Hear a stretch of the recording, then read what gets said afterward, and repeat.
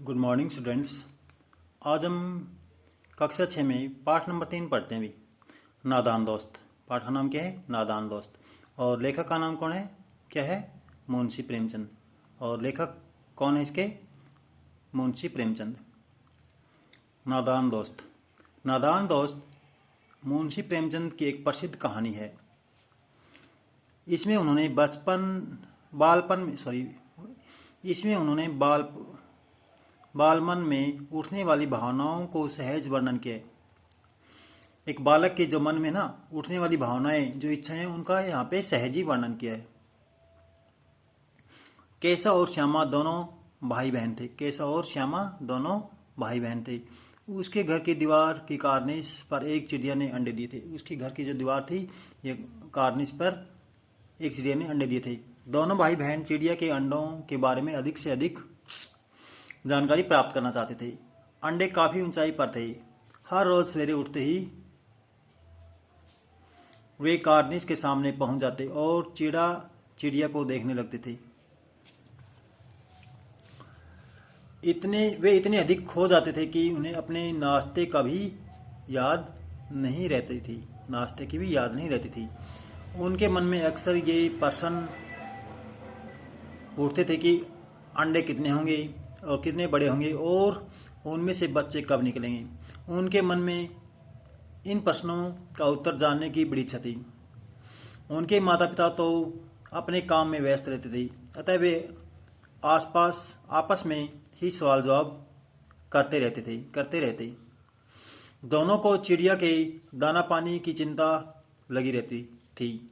यही नहीं, वे चिड़िया और उसके अंडों को धूप से बचाना चाहते थे। कुछ दिनों तक वे आपस में सलाह करते रहे। अंत में उन्होंने अंडों की रक्षा करने का फैसला किया। उन्होंने माँ से छिपकर चिड़िया के अंडों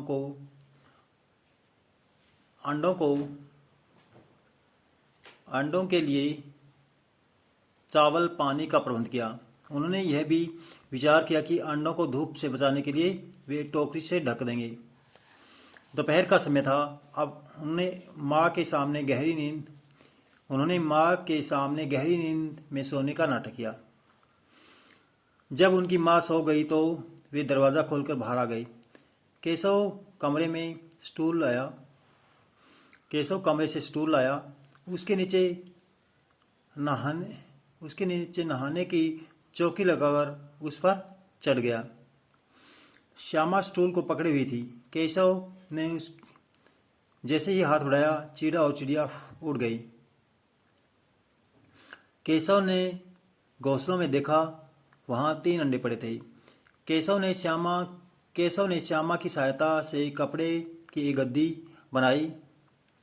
उसने अंडों को उस गद्दी पर रख दिया। यही नहीं, उसने गद्दी के पास चावल और पानी की प्याली भी रख दी। अंडों को ढककर वह नीचे उतराया। श्यामा बड़े उत्साह के साथ जरूरत की चीज़ें केशव को देती रही। उसने भी जिद की वह अंडों को देखना चाहती है, परंतु केशव ने उसे स्टूल पर नहीं चढ़ने दिया। बाद में केशव ने सारा सामान वहीं रख दिया और वहां से उठाया था। उसी समय माँ की नींद खुल गई। उसने देखा कि केशव और श्यामा धूप में इधर उधर घूम रहे हैं। उसने दोनों को फटकार फिर से सुला दिया। शाम के समय श्यामा ने देखा कि अंडे तो नीचे टूटे पड़े हैं। केशव भी वहाँ आ गया। एक तरफ टूटे हुए अंडे थे, दूसरी तरफ टूटी हुई पानी की प्याली। यह देखकर केशव घबरा गया। थोड़ी देर में भी माँ वहाँ आ गई। श्यामा ने माँ को बताया कि चिड़िया के अंडे टूट गए हैं। उसने तत्काल माँ से शिकायत कर दी। केशव ने अंडों को छेड़ा था। तब माँ ने बताया कि जब कोई अंडों को छू लेता है तो चिड़िया उन्हें नहीं सहती।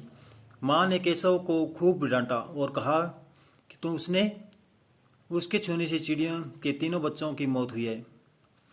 यह सुनकर केशव डर गया और अनेक दिनों तक अपनी गलती पर पछताता रहा। यही नहीं, वह उस घटना को याद करके रो पड़ता था। इस घटना के बाद चीड़ा और चिड़िया वहाँ से कभी नज़र नहीं आई। Thanks for listen. इस लेसन को आपको घर पे पढ़ना भी बैठकर आराम से, और प्रत्येक बारीकी से पाठ को समझना है। अगर कुछ दिक्कत हो आप मेरे को कॉल कर सकते हो। Thanks for listen.